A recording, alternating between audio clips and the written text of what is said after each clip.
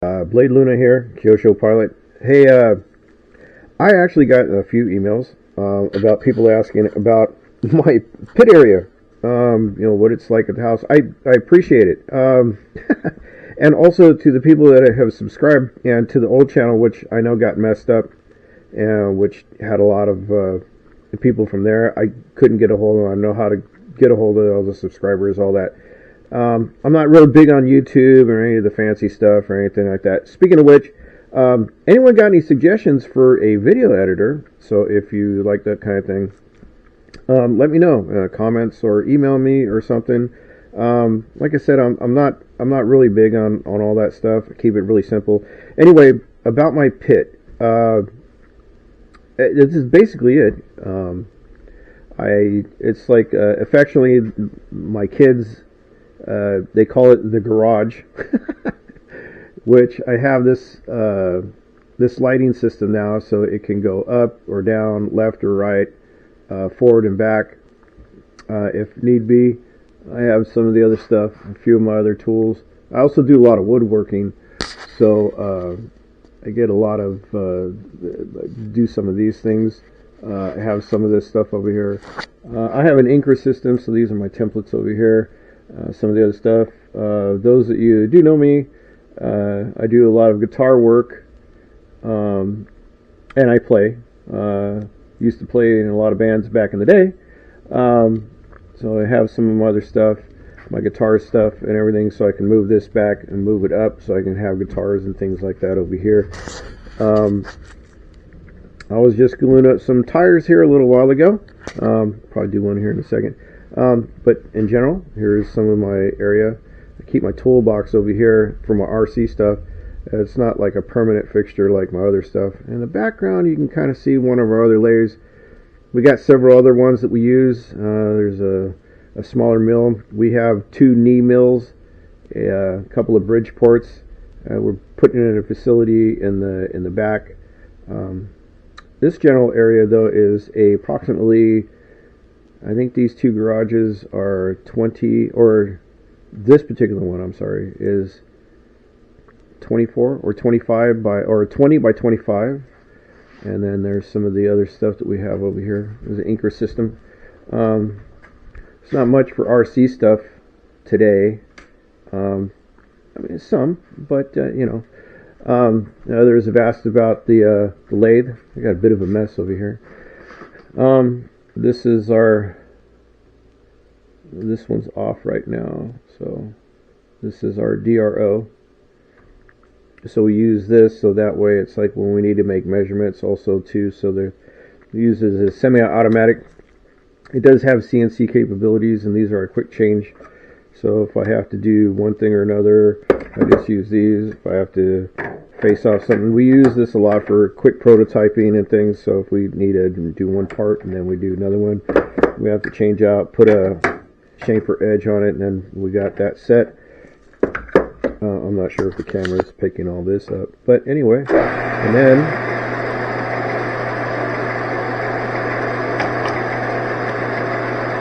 so that way everything is semi-automatic. So if we have to do things, also for the cross, a lot of people ask, it's like, well, what about the cross slide? So we have the cross slide.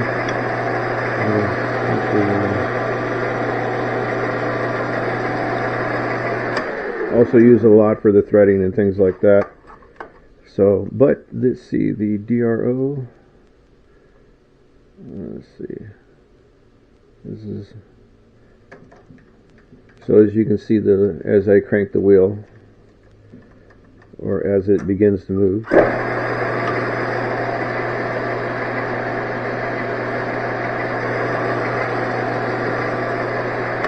So for those that want to know, that's what a DRO. It's a digital readout, and it's connected to the machine. And it has also several servo motors onto it and another arm that goes right here. So I have a couple different axes that I can actually use. So like again, we use this for prototyping and things like that. There's another small mill that we use for prototyping. That one's also CNC'd. And well, it's semi, so we can actually set it and kind of forget it. It's kind of cool. The same Bluetooth stuff we got over here with the DROs, the magnetics. and also that's like similar to our big machines, our two other bridge ports, and we have two turret lays and everything. But again, if we're doing something really quick, this is what I end up using. And over there is my 4-jaw for some other stuff, and my planer, and also my, I don't know if anybody can see, I have that for the bottom, and this is my Incra system. So this I can probably make just about anything within the precision of 3/32 of an inch. The router table on the other side, and this is a kind of a bit of a toy. And along with my other cabinet, I use this one too, as also for edge planing and things like that. We use it for both.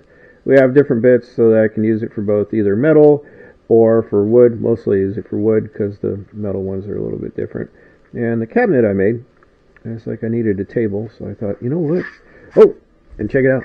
My wife's little mini Inferno. Isn't that cool? When's the last time you've seen one of those? Right? Yeah. And so we made all this stuff in here modular. So anyway, so as you can see, so this way we can get to all this stuff, and if we need to. And my Craig system, which I use when I have to do portable stuff. If it's like some really big sheets of plywood or anything I have to use, I just open up the garage. But for the most part, this is my pit area, and some of the other artwork and stuff that I've done. Like I do quick stuff for like people when they need something. If because most of the mainstay of what I used to do, what we used to do, is along with our machining, which my son now takes over the company. I don't even go in there no more. I just do stuff here at my other house. So we used to do the machining, and then I had other employees taking care of the stuff when we used to paint the jet skis and real cars and dragsters and things like that. And sometimes they needed something really quick for reference, and we would often sometimes use those. I like the one over there in the back that looks like it's got spilt open with some guts. It's kind of cool, I know. And then I got a little one over there in the back. Often it's like I'm known for the painting of my skulls. Also one of our sponsors. So I do a lot of the.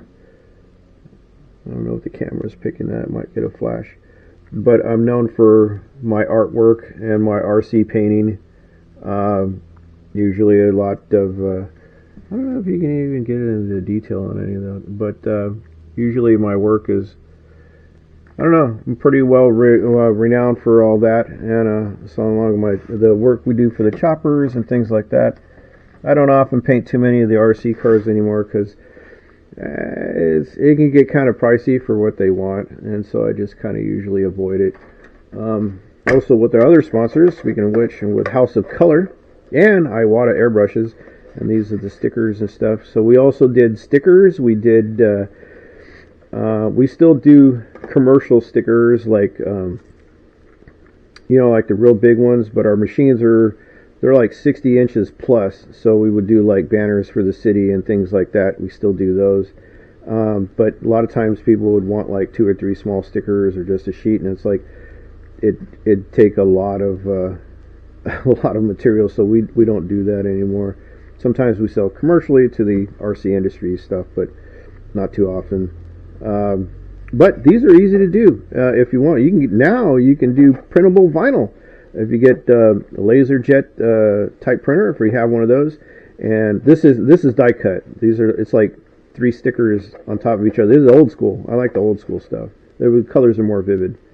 But if you have an inkjet printer, you get the inkjet printable vinyl, and you can do them on a small scale. It's really kind of cool. Starting up, it maybe not, but it's like the cutters are about $400 or $500. And then you can do a cutting system on that. And then we used to sell the programming too. We still do from time to time. It's the upper end one, but most of the commercial grade ones, I mean the hobby grade type programs are really cool. You can use those to make your own stickers. It's really kind of cool. But I got lucky too with House of Color. I don't know if that can pick it up, but I have like new colors, so it's like they hooked me up with this purple, which is really kind of cool. I don't know, you can really see it in the light because a lot of people think the back of my car is black. It's mostly purple and then kind of black. So it's the same scheme I've been probably running for what, 30. Yeah, I've been in it a while, about 30 years, something like that. I don't know. So I just updated it with a pinstripe, and that's about it. And then someone would ask, because they go, "Hey, you had like a different body." I do. It's like I got like it's like for my day glow. So I run those. So, and these, a lot of people would ask, it's like, well, how do I get them consistent? Well, these are die cut, and we can die cut all that stuff. If you ever have any questions you want to know, let us know. You know, if you send me a basic design. First ones are usually about $20. After that, once I have the file, it's like usually, you know, about $7 to $8. And then you can have your own paint scheme, and then like you can draw it on a napkin or something like that, and get a general idea. And then, you know, you can send us the general thing. Oh, one of my other sponsors, Oakley. So we do a lot of that. I still do, you know, on a basic kind of stuff. Oh, recommended, if you can, get a drill press. They always come in. We seem to use that a lot. Of course, I use the mill too as well, but a lot of times they come in really handy. And so it's a couple of tips there that as people were asking, you know, just about little stuff. I just thought I'd throw that out there. And one of our new soldering stations, which was really cool. I thought this one was really neat. A little dusty. I had it sitting over there. We're doing some stuff, so it got really dusty over here. So the little arms and stuff. This comes in really handy. So if you're racing electric, this is why I got this one. Because after 7 or 8 years, I'm starting to race electric again. I used to race it a lot back in the day when they had the indoor tracks. Anybody remember those? And in California, I know. And then so I got one of these because you need a good wattage iron when you're doing the electric, because you can. So in other words, if you're doing delicate electronics, there's something else that we used to do. I used to also make our own my flight control boards for the drones when I used to race the drones too for a little while. Anyway, very similar. You guys ever remember the CCDs? The CCD3? Yeah, we used to do all those. And so the delicate electronics, you usually need a hotter iron to get it up, and then boom, so it gets it. And it's like if it's too low, it'll sit there and it could ruin the electronics. Because I still do amp repair, and in the back, I got about 6 of my amps that are sitting behind over here. Across over here, some Marshall cabinets and all that stuff. I'll show that one of these days, and some of my guitars. Oh, you know, the tire jig. You know, I'll do one really quick. People, because we've been selling these, selling for $30, and so here's a basic tutorial on that. What you want to do is, like, once you set your tire on, you know, these are already cleaned and done. Find a mark where you have, like, say these have a little mark, or start like with the edge of like a lettering. Go around it to make sure that it's like it's okay, because in the videos all these other ones are like this. They make it seem like it's really pretty, boom boom boom. But if you got the edge of the bead and it's kind of like a little bit messed up, it'll pull it down or drag it to the side. So check your beads, and then. And unfortunately, I didn't have any thin glue. The hobby shop only had the thick. So this is how we do them really quick. I just run along the edge, and that's about it.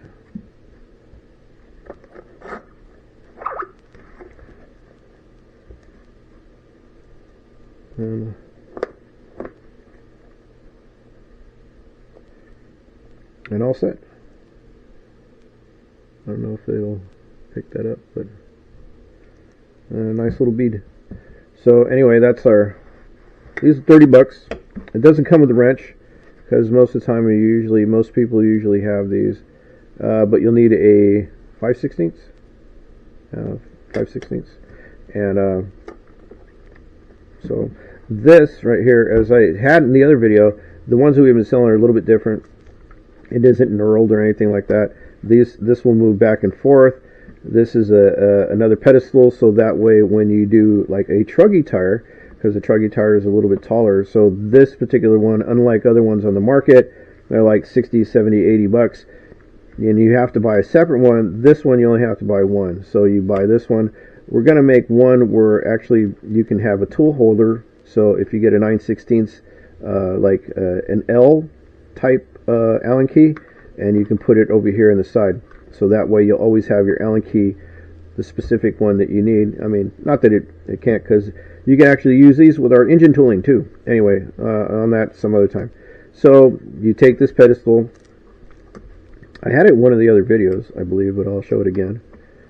And you take this pedestal, you unscrew it from the bottom, put this on top, and then we have it already made. We did all the measurements. You just put it to the back, and once it's on top of here, of course, and then that's the size for your truggy tires. And then you just swing this back and forth, and you're all set. And then we have this over here, so that way you don't lose it. So a lot of our tooling and stuff that we usually make, we like to keep it so that way it's like, you know, make it easy for you guys and stuff. And it's also tight enough so that you don't lose it. So you don't want to lose your parts. So the whole thing, this can all disassemble, so if you needed to put it in a pit box or something like that, you had to carry it in a small bag, you know, you can, you know, you just pop this off, put the screw back in the bottom, pull this off, and with a little bit of ingenuity, I'm sure someone will probably figure it out.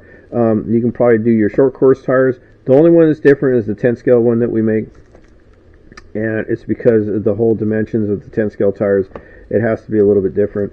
But I'm sure that it's like, you know, if we really put our mind to it, we probably, over here at RGX, we can probably figure something out for the 10 scale tires. But I haven't really gotten around to that yet, because I just made another one because it's a lot easier. Because I do the 4-wheel drive 10 scales and the 4-wheel drive little truggies or muggies or whatever they call them. They're kind of fun. At any rate, that's the tour of our little deal here on the shop. And then, like, some of the stuff we got over here. Got my other drawer for other stuff over here. Air compressor system. And just little stuff. So I hope you enjoy that. If there's any other things you guys would like to know, cool, let me know. Or if there's any questions, please email us. You know, let me know. Say hi. I think in one of them I'll probably show everybody how to make sway bars. I make a lot of the sway bars too, because, you know, I'm you know, it's like when you have money, you find ways to save it. So it's like I'm cheap. I do use all my Kyosho parts, but a lot of times I experiment and I'll do different things. So it's like, you know, I want to get in between sizes or something. So I get stainless steel rod from like McMaster-Carr or something, or places like that. Order them in like a pack of 10, and it's like $6. So it's like a lot of times you go and you get a sway bar, it's like $8 or something like that, if you're not sponsored, kind of thing. And then you just get a little wire bender. Go to like a place where they do iron rod gates and stuff like that. There's a couple of places, I'm sure, in every city that have something like that, and they have little, because when they do little detail stuff like this, they have wire benders. And the hobby grade ones are really cool, but they're kind of small. And so with these ones, you can do wire up to, you know, 4-5 millimeter. And so a lot of times with RC cars, you use the ones from like you know, like 2.2, you know, 2.1 or 2.0 all the way up to, you know, 3.5 kind of thing or something like that. So, you know, wide range. And the hobby grade ones, like you'd see, like they do little Z benders for the planes and things. They're a lot smaller. They don't really handle it. They're like good for, like, you know, I think the biggest is like 1/16 wire or something like that. So, and then these can be a bit tough. This one happens to be 2.4 millimeter, and I have a pack of 2.5, and they're really cool. If you have a vise, you just put it in the vise, and then you just, and it's really, really simple. You just follow the guides of your existing kind of lines. Oh, and another thing, if you guys do a lot of like changing your servos and things, get a pack of these. They come in really, really handy. So some hot tips, so that way you can lengthen your servo leads. Takes one of these. A little dusty. Like I said, I was doing some stuff in here, and it was about 18 bucks. And this thing has been a godsend. So yeah, you can do your servo leads. So if you have some that are like good praise to like high tech. They always have really, really long ones. So it's like, hey, there's never a problem. It won't reach. Some manufacturers, like, they make them where like that small, and then there's ones for like for ProTech, which I use. I run all ProTechs in all my cars. I'm with ProTech, and they have different size. So it's like really cool. But if some servos, maybe they got the high tech is a little bit too long and just want to tidy it up a little bit, and you'd use some of these. I got another kit that sits in my box. I have one that literally stays in my box, so that way if I'm in the field, I can do it on the spot, so which comes in really, really handy. Anyway, that's it for now. I hope everybody had an enjoyable experience on this. I hope it wasn't too boring. And I'd like to thank all the people that have subscribed. I really appreciate it. And I really didn't think anybody would really pay too much attention. I was just kind of throwing stuff out there. Also, for some tips, I'm all about saving money. Always, anybody that knows me. So we have these rolls. This is that heat tape. You see a lot of people put on, and other companies. I don't understand why but they sell you like 3 feet for like, I don't know, what is it, $10 now or something or whatever. So total cash cow. So you got to beat the system. Support your hobby shops, but not. It's like some of this online stuff. It's like, just if they got a brick and mortar place, go there. Support your hobby shops, definitely, for sure. And some of these places online, they're charging like there was a friend of mine actually called out a thing for the Lexan. It's like the proprietary blend of. There's no such thing.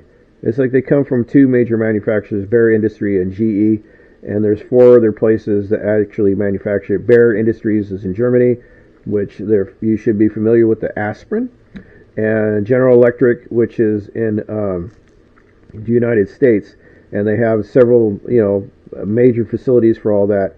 And there's no such thing as a proprietary blend on Lexan or anything, or it's like ultra durable. No, they all come from. So don't let them bullshit you. And also for the tape, you can get like we had like a whole bunch, but if you go to they're hard to find in the stores, but if you go to the heating and air conditioning places, they'll sell you like a roll like this, which is 90 yards for like $6. So you can get a little teeny tiny roll that's like that big for like $10, and you get like 3 feet, or you can get like one of these rolls, which is like $6, and you can do up every one of your cars and your neighbor's cars and all the people and everything. But they got these, and it was like $6. So like I got for like, yeah, you can go hog wild. So I do all my cars and all that other stuff. So just another tip. I hope it helps. Anyway, thanks again. I get out of everybody's hair. Hey, hope everybody has a great day, and I hope we get some time to be able to race after all these rains. It's been pretty crazy, huh? Anyway, everyone out there, be safe, be good, be nice, have a smile, and take a smile towards everybody else. And we'll talk to everybody soon. Bye-bye.